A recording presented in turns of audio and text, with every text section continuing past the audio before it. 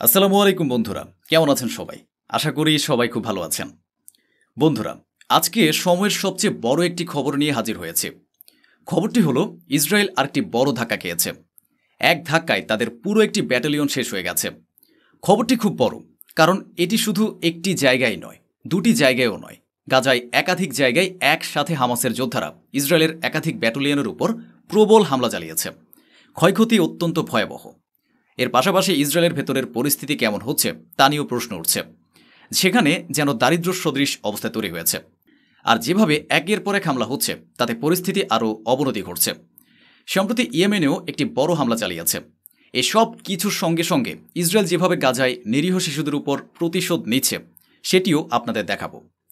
শুরু করছি আজকের সবচেয়ে বড় খবর দিয়ে, কিভাবে একটি পুরো ব্যাটালিয়ন ধ্বংস হয়ে গেল এবং পুরো ইসরায়েলে শোকের পরিবেশ তৈরি হয়েছে। ইসরায়েলি মিডিয়ার নিজেদের রিপোর্ট অনুযায়ী একটি বিল্ডিং ধসে পড়ে। সেখানে একটি পুরো ইসরায়েলি সেনা গ্রুপ অবস্থান করছিল। বলা হয়েছে প্রায় 10 থেকে 12 জন সেনা ওই বিল্ডিংয়ে ছিল। আপনারা সকলেই জানেন গাজায় কেমন অবস্থা। আগেই বোমা ও গোলাবর্ষণের মাধ্যমে ওখানকার বিল্ডিংগুলোকে ধ্বংসস্তূপে পরিণত করে ফেলা হয়েছে। সেই সব দুর্বল ভিত্তির উপরেই ইসরায়েলের সেনাবাহিনীর অবস্থান করছিল এবং সেখান থেকে তারা গাজা অঞ্চলে অপারেশন চালাত। হামাসের নামে কিভাবে শিশুদের টার্গেট করা হয় সেটা সবাই জানে। জানা গেছে একটি ধ্বংসপ্রাপ্ত ভবনে সেনারা অবস্থান করছিল এবং হঠাৎ করে পুরো বিল্ডিংটি ধসে পড়ে। কিছু সেনা এখনও ধ্বংসস্তূপের নিচে আটকে আছে। কিন্তু এখানে শেষ নয়। খবরে জানা যায় ওই বিল্ডিংয়ের উপর একটি হামলা চালানো হয়েছিল। তারপরই ভবনটি ভেঙে পড়ে। ইসরায়েলি মিডিয়ার রিপোর্ট অনুযায়ী এটি গাজায় সাম্প্রতিক একটি ঘটনা। একটি বিল্ডিং ধসে পড়ে এবং ইসরায়েলি সেনারা ধ্বংসস্তূপের নিচে আটকে পড়ে। বলা হয় প্রায় পুরো ব্যাটালিয়নই ওই জায়গায় চাপা পড়ে গেছে। অনেকের মৃত্যুর আশঙ্কা করা হচ্ছে। 2 জন ইসরায়েলি সেনাকে গুরুতর আহত অবস্থায় উদ্ধার করা হয়েছে। বলা হয়েছে তাদের মধ্যে কারো অবস্থাই ভালো নয়। দেখে বোঝা যাচ্ছে যে ভেতরে কেউ বেঁচে নেই। গাজা থেকে এক মিলিটারি হেলিকপ্টার তোলা হয়েছিল আহতদের বের করতে, কিন্তু তখনও গুলি ছোড়া হয়েছিল। উদ্ধার প্রচেষ্টা চললেও পরিস্থিতি এতটাই জটিল যে মাত্র 2 জন সেনাকেই এখন পর্যন্ত বের করা গেছে। এখন দেখুন, যুদ্ধবিরতির 27 দিন পর ইহুদিয়ত আর্থনাথ রিপোর্ট করেছে যে 27 days after the ceasefire, Yedioth Ahronoth reported that just one Iranian missile completely destroyed 27 buildings, displacing 2000 Zionists. বলা হয়েছে এই 27-28 দিনের যুদ্ধবিরতির মধ্যে মাত্র একটি মিসাইল 27টি বিল্ডিং ধ্বংস করেছে এবং প্রায় 2000 জন ইসরায়েলিকে গৃহহীন করেছে। এটি একটি বড় খবর এবং সত্যি ইসরায়েল নিজের কর্মের ফল ভোগ করছে, কারণ কর্মের ফল ভোগ করতে হয়। এখানে দেখুন, আল কাসাম ব্রিগেড ঘোষণা করেছে তার একটি জায়োনিস্ট মার্কাভা ট্যাঙ্কে হাই এক্সক্লুসিভ ল্যান্ডমাইন দিয়ে উড়িয়ে দিয়েছে উমোধের এলাকায়, যেটি মধ্য গাজায় দেইর আল বাল্লাহার দক্ষিণে অবস্থিত। বলা হয়েছে হামাসের যোদ্ধারা একটি বড় হামলা চালিয়েছে। এটি একটি মার্কাভা ট্যাঙ্ক ছিল যেটিকে পুরোপুরি ধ্বংস করা হয়েছে। এই হামলাটি ঘটেছে মধ্য গাজার উমোধের অঞ্চলে এবং এটি ছিল অত্যন্ত শক্তিশালী আক্রমণ। ভাবুন তো, একটি পুরো ব্যাটালিয়ন একটি ভবনের নিচে চাপা পড়ে গেছে, যাদের মধ্যে অধিকাংশেরই প্রাণহানির আশঙ্কা করা হচ্ছে, কারণ মাত্র 2 জনকে যেভাবে বের করা হয়েছে এবং তাদের অবস্থা অত্যন্ত গুরুতর, তা দেখে ইসরায়েলের পক্ষেও এখন আর আশা রাখা সম্ভব নয় যে কেউ বেঁচে থাকবে। একটি সম্পূর্ণ ব্যাটালিয়ন এভাবেই ধ্বংস হয়ে গেছে। এটি কি তাদের কর্মের ফল নয়? ভাবুন একবার, আমি কেন বারবার কর্মফল কথাটা বলছি। আপনার যুদ্ধ যদি হামাসের সঙ্গে হয় তাহলে আপনার আক্রমণ হামাসের উপর হওয়া উচিত ছিল, কিন্তু আপনি হামাসের নামে কাদের উপর হামলা চালালেন? ফিলিস্তিনিদের শিশুদের উপরে, নারীদের উপরে, বয়স্কদের উপরে, অসুস্থদের উপরে, হাসপাতালের উপর, স্কুলের উপর, ঘরবাড়ির উপর। এই সব কিছু আপনি টার্গেট করলেন, তারপর আবার সেখানে গিয়ে থাকতে শুরু করলেন। এই কর্মের ফল তো পেতেই হবে। কোথাও না কোথাও কেউ না কেউ তো উপর থেকে দেখছে, তাই না? এখন আসুন দেখে নেই কি কি খবর সামনে আসছে। প্রথমে দেখুন, বেন গুরিয়ন এয়ারপোর্ট নিয়ে খবরে বলা হয়েছে ইয়েমেন একটি বড় মিসাইল হামলা চালিয়েছে। ইসরায়েলের এই বেন গুরিয়ন বিমানবন্দর সম্পূর্ণ বন্ধ করে দিতে হয়েছে।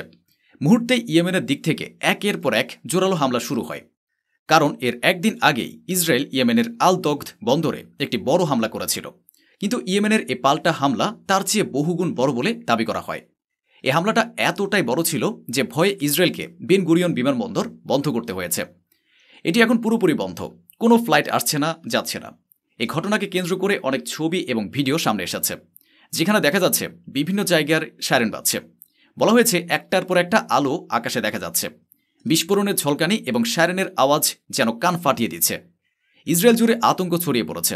সবাইকে বাংকারে চলে যেতে বলা হয়েছে। আপনি এখন একটি রেড অ্যালার্ট ম্যাপ দেখতে পাচ্ছেন।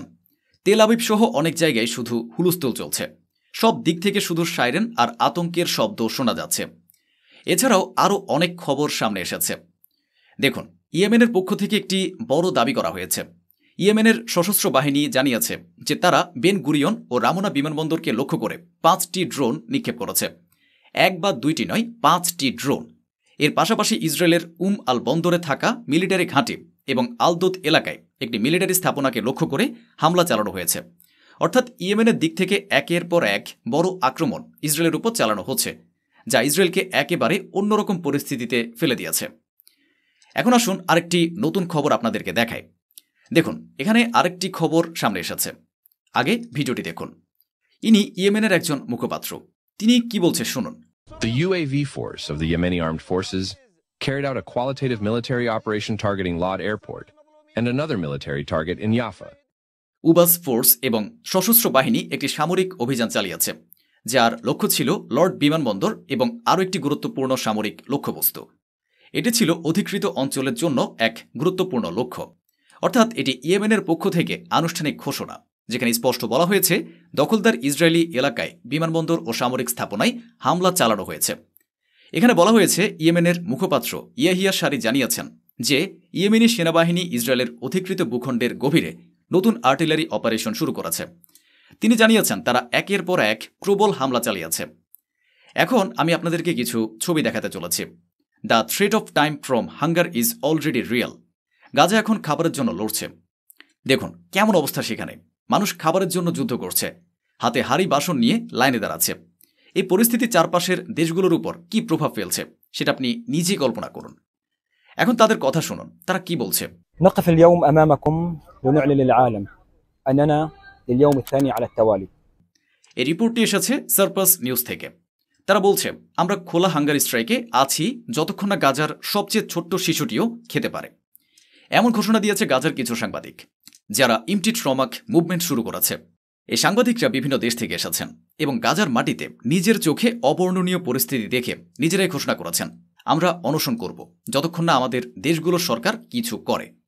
এদিকে ইসরায়েলি সেনাবাহিনী গাজায় মানুষদের বেঁচে থাকার জন্য যেসব সামান্য জিনিস বাকি ছিল সেগুলো নিশানা বানাচ্ছে। ইসরায়েলি হামলা পানি পরিশোধন প্ল্যান্টে আঘাত হানে, যার ফলে 5 জন মারা যায়। তারা পানি আনতে যাচ্ছিল, সে সময় তাদের উপর হামলা চালানো হয়। এতটাই অমানবিকতা ভাবাই যায় না। এদিকে তেহরান থেকে খবর এসেছে তেহরান ওয়াশিংটনকে কড়া ভাষায় আক্রমণ করেছে। একজন ইরানিয়ান নাগরিককে গ্রেফতার করার খবর ইরানে পৌঁছানোর পরপরই রোষের বহিঃপ্রকাশ ঘটে। তারা প্রশ্ন তুলেছে এটা কিভাবে সম্ভব, আমেরিকা এটা কিভাবে করতে পারে। এই বিষয়টি নিয়ে ইরানে প্রচণ্ড অসন্তোষ দেখা দিয়েছে। এখন দেখুন এই খবরটি। 71 বছর বয়সীও এই মানুষের কাছে বিকল্প কিছু নেই, কারণ ইসরায়েলি সেনাবাহিনী তাকে তার ঘরবাড়ি থেকে জোর করে বের করে দিয়েছে। এই প্রতিবেদনটি এসেছে প্রেস টিভি থেকে। স্থান তুলগ্রাম শরণার্থী ক্যাম্প। মানুষ নিজের দেশেও শরণার্থী হয়ে আছে। আমি আপনাদের এসব দৃশ্য দেখাচ্ছি যাতে আপনারা নিজের চোখে দেখতে পান সেখানে মানবিক সংকট ঠিক কতটা গভীর। এখন আরেকটি খবর। সোয়াইদা শহর থেকে 100 কিলোমিটার দূরে ক্ল্যাশ হয়েছে এইচটিএস এবং সিরিয়ান রেড যোদ্ধাদের মধ্যে। এখানে বলা হয়েছে এখন এইচটিএস বা হায়াত তাহরির আল শাম আল জুলানি গোষ্ঠী মাঠে নেমে পড়েছে এবং এখন তারা রুজ মিলিটেন্টদের হটিয়ে দিচ্ছে। এতক্ষণ পর্যন্ত এইচটিএস শান্তভাবে চলছিল এবং ইসরায়েলের কথায় যা কিছু হচ্ছিল সবই পরোক্ষভাবে চলছিল, শুধু যোদ্ধারা লড়ছিল। কিন্তু এখন এইচটিএস নিজেই সরাসরি ময়দানে নেমেছে এবং বিভিন্নভাবে ফ্রন্ট খুলেছে। এর পাশাপাশি আরেকটি খবর দেখুন। একের পর এক হামলা হচ্ছে এই অঞ্চলে। এই হামলাগুলো কোথায় হচ্ছে দেখুন। 3টি স্ট্রাইক কিনজিয়াল হাইপারসোনিক মিসাইল দিয়ে ন্যাটোর সামরিক লক্ষ্যবস্তুতে হামলা চালানো হয়েছে কিয়েভে। কিয়েভে ন্যাটোর যে মিলিটারি টার্গেট ছিল সেখানে এ আঘাত হানা হয়েছে এবং এই হামলাগুলো আমেরিকার পেট্রিয়ট সিস্টেমকে ব্যর্থ প্রমাণ করেছে, কারণ সেই প্রতিরক্ষা ব্যবস্থা কিছুই করতে পারছে না। একের পর এক কিয়েভের উপর এই মিসাইল পড়ছে, যার ফলে কিয়েভকে ব্যাপক ক্ষয়ক্ষতির মুখে পড়তে হচ্ছে। তো বন্ধুরা, আজ এ পর্যন্তই। দেখা হবে পরবর্তী ভিডিওতে। অনেক অনেক ধন্যবাদ। সাবধানে থাকুন, সুস্থ থাকুন।